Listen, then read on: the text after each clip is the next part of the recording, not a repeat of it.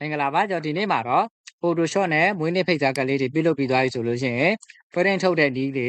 ပြီးသွားရင် print setting ချိန်တဲ့နည်းလေးပေါ့နော်နောက်တစ်ခုကအရေးကြီးတာကကျွန်တော်ဒီလိုမျိုး A4 စာရွက်ထဲမှာဘယ်လိုမျိုး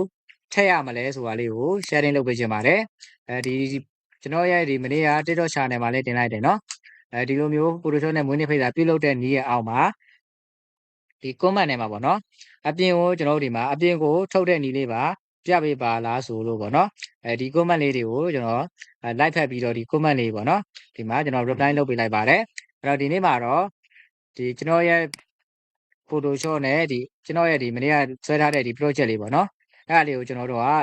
print ထုတ်တဲ့အပိုင်းလေးကိုမျှဝေပေးသွားမှာဖြစ်ပါတယ်ကျွန်တော်ရဲ့ video လေးမစခင်ကျွန်တော်ရဲ့ဒီ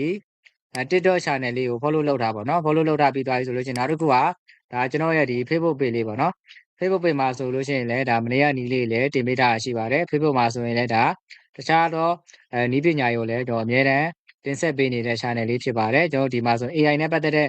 နီးပညာတွေဒီဖုန်းနဲ့ပတ်သက်တဲ့နီးပညာတွေကိုအများတန်းတင်ဆက်ပေးနေတဲ့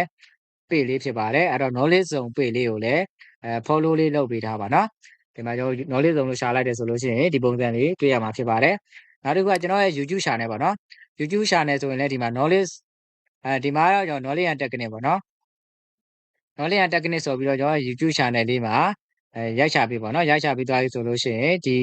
page လေးကိုလည်းဒီ channel လေးကိုလည်း subscribe လေးလုပ်ပြီးတော့အားပေးခဲ့ပါအောင်နော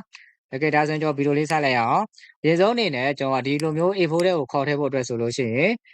ဒီဟို file လေးဖွင့်လိုက်ပါမယ်ကျွန်တော်ဒီမှာအရင်ဆုံး file လေးဖွင့်ပါ file လေးဖွင့်ပြီးသားပြီဆိုလို့ရှိရင် A4 စာမျက်နှာလေးတစ်ခုခေါ်လိုက်ပါမယ်ကျွန်တော်ပိတ်လိုက်မယ်နော်ပိတ်ပြီးတော့ကျွန်တော် file ထဲမှာရှိတဲ့ဒီ new ဆိုတာလေးရှိပါတယ် new ကိုမနှိပ်ယူဆိုရင်လည်းကျွန်တော် keyboard ကနေ control ရန် I နှိပ်လဲရပါတယ်နော်အဲ့တော့ဒီလိုမျိုး A4 စာမျက်နှာလေးတစ်ခုခေါ်ပါကျွန်တော်တို့ဒီ recent ဆိုတဲ့နေရာလေးမှာကျွန်တော်တို့စိတ်ထားလေးရှိပါတယ်ကျွန်တော်ကဒီမှာဆိုလို့ရှိရင် recent ရှိမယ် save photo print ဆိုပြီးတော့ကျွန်တော်စိတ်ထဲမှာစိတ်ထားလေးရှိပါတယ်အဲ့တော့ကျွန်တော်က A4 ဆိုရင်လည်း A4 ပုံစံလေးစိတ်ထားတာပါနောက်တစ်ခုကကျွန်တော်ဒီ Facebook မှာ post တွေတင်ဖို့အတွက် tab လေးတွေပေါ့နော်ဒီလိုမျိုးလုပ်ဖို့အတွက်လည်းကျွန်တော်ဒီဟွာလေးတွေကို document site လေးတွေကိ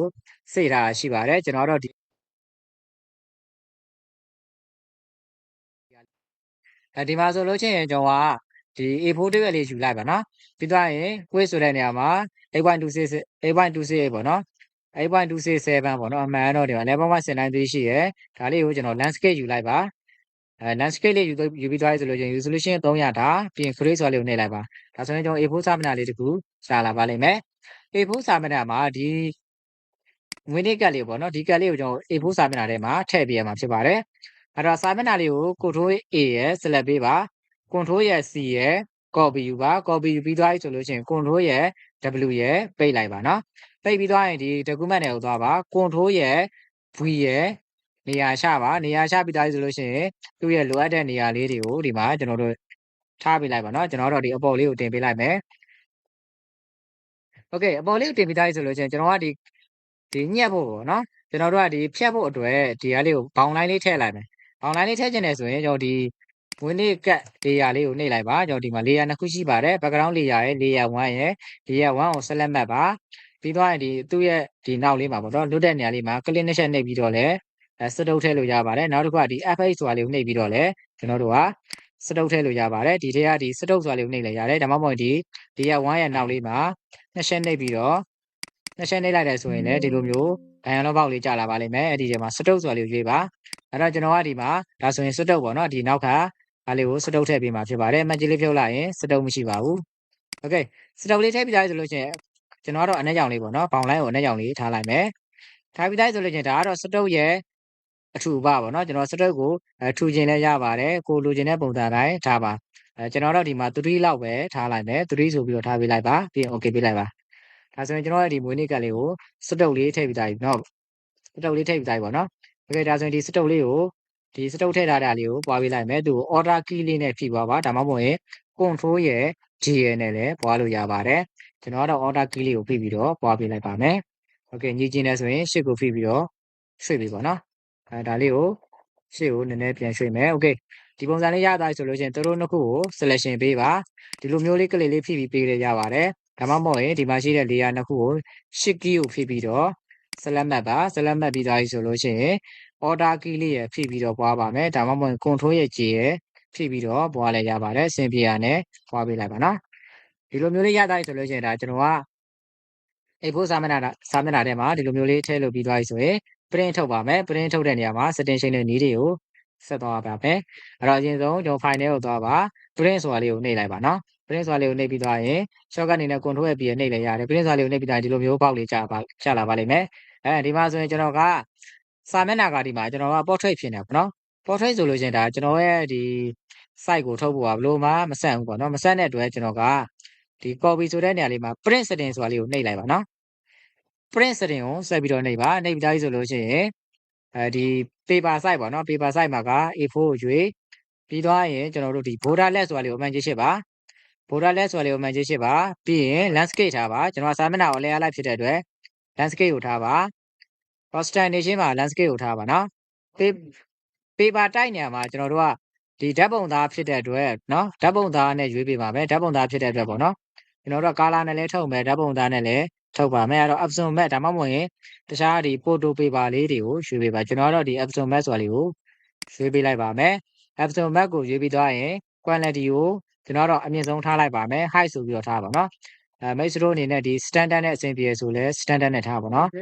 ပြီးတော့ရင်ဒီ color ဆိုတဲ့နေရာမှာသူက color ရဲ့ gray scale ရဲ့နှစ်ခုရှိပါတယ်ကိုယ်အနေနဲ့ကိုထုံးမဲ့ပုံမူတည်ပြီးတော့ထားပြရမှာဖြစ်ပါတယ်ကျွန်တော်ကတော့ color နဲ့ထုတ်မှာဖြစ်တဲ့အတွက် color ကိုရွေးပါတယ် color ကိုရွေးပြီးသွားရင်ဒီနေရာလေးမှာကျွန်တော်ကတော့ printer နဲ့ရှိတ်တာမဟုတ်တဲ့အတွက်ဒီအနီလေးပြနေပါလိမ့်မယ်သူကဒီ printer ကိုရှိတ်ဆက်ထားခြင်းမရှိဘူးပေါ့နော်အဲ့တော့ဒီလိုမျိုး error လေးပြနေရဆိုလို့ရှိရင်ကိုယ့်ရဲ့ printer ကိုစစ်ပါကိုက join ထားလားမ join သေးဘူးလားဒါဆိုလို့ရှိရင် join ပေးလိုက်ပါ join သေးဘူးဆိုလည်း join ပေးလိုက်ပါနော်ဒါဆိုရင်ဒီနားမှာအပြာလေးပေါ်လာပါလိမ့်မယ်မီးပြာလေးပေါ်လာလိမ့်မယ်နော်ဒါဆိုရင်အဆင်ပြေသွားပါပြီပြီးရင် okay ကိုပေးလိုက်ပါအားလုံးပြီးသွားပြီဆိုလို့ရှိရင်ဒီ copy ဆိုတဲ့နေရာမှာအရေးတွက်ထည့်ပါကျွန်တော်တို့ကဒီဟာကိုဘယ်နှခုထုတ်မှာလဲဟိုမှာဆိုပါစို့9ရွက်ဟိုမှာကျွန်တော်တို့ကဒီဖိတ်စာကတ်ကိုဒါ A4 တစ်ရွက်ကို4ခုရမှာပေါ့နော်4ခုကျွန်တော်တို့ကခု20ထုတ်မယ်ဆိုပါစို့အခု20ဆိုရင်ကျွန်တော်တို့ကဒီမှာထည့်ပြရမှာကကျွန်တော် A4 တစ်ရွက်ကို9ရွက် A4 တစ်ရွက်ကို4ခုရတဲ့အတွက်ဒီမှာ5ခုလောက် copy တဲ့5ခုလောက်ထားမယ်ဆိုရင်ကျွန်တော်တို့9 4 4 20ပေါ့နော်ဒီလိုမျိုးထည့်ပြရမှာဖြစ်ပါတယ်အားလုံးပြီးသွားပြီဆိုလို့ရှိရင်ဒီ print ဆိုတာလေးကိုနှိပ်ပေးလိုက်ပါဒါကတော့ကျွန်တော်ကတော့ print မထုတ်တော့ဘူးပေါ့နော် base store အနေနဲ့ print ထုတ်မယ်ဆိုရင် print ဆိုတာလေးကိုနှိပ်ပေးလိုက်ပါဒါဆိုလို့ရှိရင်ကျွန်တော်တို့ရဲ့ဒီsensitive လောက်ထားတဲ့ဝင်းဒီကတ်လေးကိုကျွန်တော်တို့က print ထုတ်လို့ရတာမှာဖြစ်ပါတယ် setting လေးတွေချိန်လို့ရတာမှာဖြစ်ပါတယ်ဒါဆိုရင်ဒီနည်းလေးကိုရမယ်လို့ထင်ပါတယ်